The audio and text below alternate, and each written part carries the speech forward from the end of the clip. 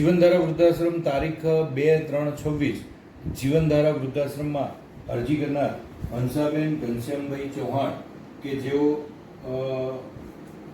દરજી સમાજમાંથી છે, ધંધુકાના વતની અને ચૂડા તેમનું સાસરું છે, ઝાલાવાડી દરજી છે તેઓ, અને તેઓને સંતાનમાં એક દીકરી છે અને તેમના પતિનું 21/1/2026ના રોજ અવસાન થઈ ગયેલ છે.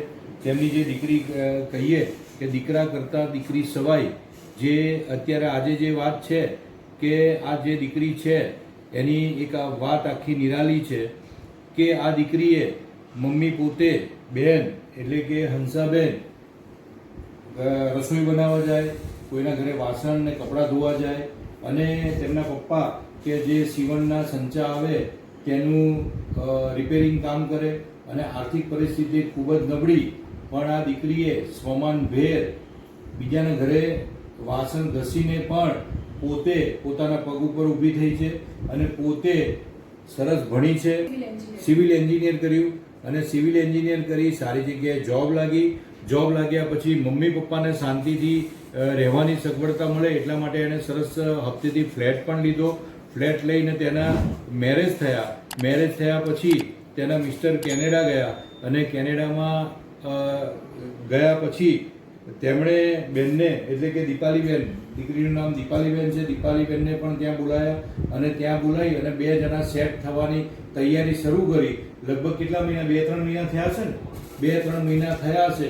ત્યાં જ તેમના પૂજ્ય પિતાશ્રી એટલે કે શું નામ પપ્પાનું, ઘનશ્યામભાઈ ગાય માતાને કઈ રોટલી ખવડાવવા ગયા, અને રોટલી ખવડાવતા તેમને ગાય માતાએ ગોથું માર્યું, અને ગોથું મારતા તેઓ પટકાઈ ગયા, અને પટકાઈ જવાથી તેમને બ્રેન હેમરેજ થયું. બ્રેન હેમરેજ થવાથી તેમને હોસ્પિટલાઇઝ કર્યા. હોસ્પિટલમાં સારવાર દરમિયાન તેમનું મૃત્યુ નીપજ્યું, અને તેઓ 21/1/26ના રોજ તેઓનું દેહાંત થયું. તે સમયે આ જે દીકરી છે તે કેનેડા હતી, હજી ગયાને લગભગ 2-3 મહિના જ થયા હતા, અને પપ્પાનો આવો ફોન આવતા તે તાબડતોબ અહીંયાથી તેને જે જવા માટે ઉછીના પાછીના ઘણા રૂપિયા મીન્સ કે રૂપિયા લઈને અહીંથી દેવું કરીને કેનેડા ગયા હતા. ત્યાંથી પાછું કે કોઈની જોડેથી ઉછીના રૂપિયા લઈને પાછું એને અમદાવાદ આવવું પડ્યું. અમદાવાદ આવ્યા પછી પિતાની જે અંતિમ વિધિને બધી જે વિધિ હતી એ કરી. પિતાને અવસાન થયાને લગભગ હજી 1 મહિનો થયો છે, અને પછી તેને એ ચિંતા સતાવા લાગી કે હવે હું પાછી કેનેડા જતી રહીશ તો મારા મમ્મીનું શું થશે. એટલે અત્યારે હાલ તે દીકરીએ જીવનધારામાં એડમિશન માટેની અરજી કરી છે. જે દીકરી કહીએ કે અહીંયા ઘણા બધા દીકરા અને દીકરીઓ આવતા હોય છે, અને ઘણા બધા અલગ અલગ પરિસ્થિતિઓ હોય છે, પણ આ જે દીકરી છે કે કીધું ને કે બીજાના ઘરે વાસણ ઘસીને પણ પોતે ભણીને સિવિલ એન્જિનિયર થઈ, સિવિલ એન્જિનિયર પછી સારી જગ્યાએ જોબ લાગી. એટલે ખૂબ જ ગર્વની વાત છે કે આવી દીકરીઓ છે. અને તેમ છતાંય કે કેનેડા ગયા પછી અમુક જણા એમ કહેતા હોય સારું કે અમે તો કેનેડામાં છે, તમે બધા અંતિમ વિધિ કરી દેજો. હજી તો મને જયાને 2 જ મહિના થયા છે, પણ આ દીકરી ત્યાંથી પાછી આવી, અને પાછી આવીને કે હું મમ્મીની વ્યવસ્થા કરું. અહીંયા એડમિશન માટે લગભગ 5 થી 6 વખત તેણે કોન્ટેક્ટ કર્યો, ધક્કા ખાધા. અમને યોગ્ય લાગ્યું કે આ બાને હવે એડમિશન આપવા જ જેવું છે, નહીંતર તો આ દીકરીની જે કહીએ કે આગળનું ભવિષ્ય બગડે એવું છે. એટલે એડમિશન અમે તાબડતોબ આજે આપી રહ્યા છે. અત્યારે ઉંમર કેટલી છે તારી? મારી 31 વર્ષ છે. અને કેવી સ્ટ્રગલ કરી લાઈફમાં? જ્યારથી મને સમજ આવી છે ત્યારથી મારા પરિવારમાં અમે બહુ ગરીબ નીચલી કક્ષાના હતા. એટલે કોઈ પરિવારવાળા કે કોઈ અમને હેલ્પ નહોતું કરતું.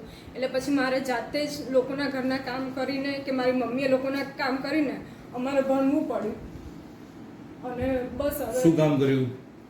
લોકોના ઘરના કચરા પોતા કરવાના હોય કે વાસણ ઘસવાના હોય. હું ઘણીવાર એવું થાય કે હું કોલેજ ગઈ હોય ને લોકોના ઘરના જો ટાઈમ થઈ ગયો હોય તો હું મારા લેક્ચરને મૂકીને પણ લોકોના ઘરે પહોંચી જાઉં કે એમનો ટાઈમ સચવાઈ રહે.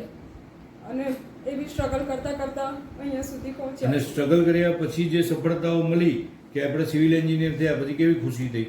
એ પછી સારી ખુશી થઈ, ભગવાનની દયાથી સારી જોબ પણ મળી. પણ પછી મારા પપ્પાનું આવું થતા અત્યારે પાછું થોડું પરિસ્થિતિમાં ચેન્જીસ આવી ગયા છે.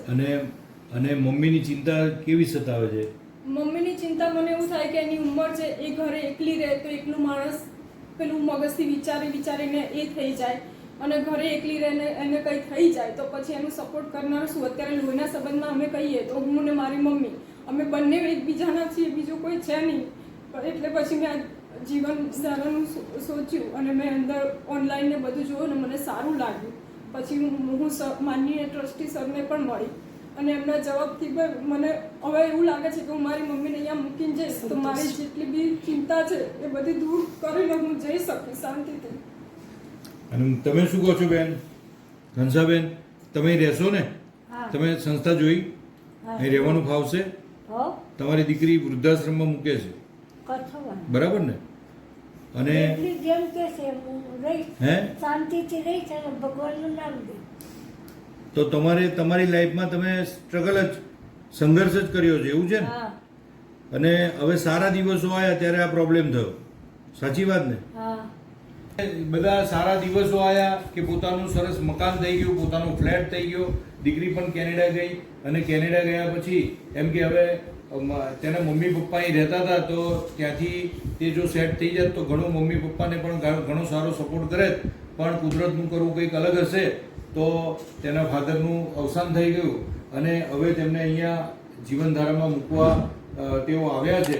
અને તેમના જામીનમાં અત્યારે હાલ સીમાબેન બારોટ, કેમ કે દીપાલીબેન તો હવે કેનેડા જશે એટલે અત્યારે હાલ તેમના જામીનમાં સીમાબેન બારોટ.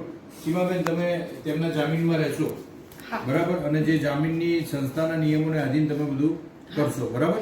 આ જે એડમિશન છે તે આજ રોજ અમે આપી રહ્યા છે અને આ એડમિશન અમે તત્કાલિક ધોરણે કે જે કહીએ કે બેન એકલા જ છે, એમને એક જ દીકરી છે ને દીકરી પણ અત્યારે હાલ વિદેશ જઈ રહી છે અને તેને ધ્યાનમાં આ એડમિશન આજ રોજ અમે આપી રહ્યા છે.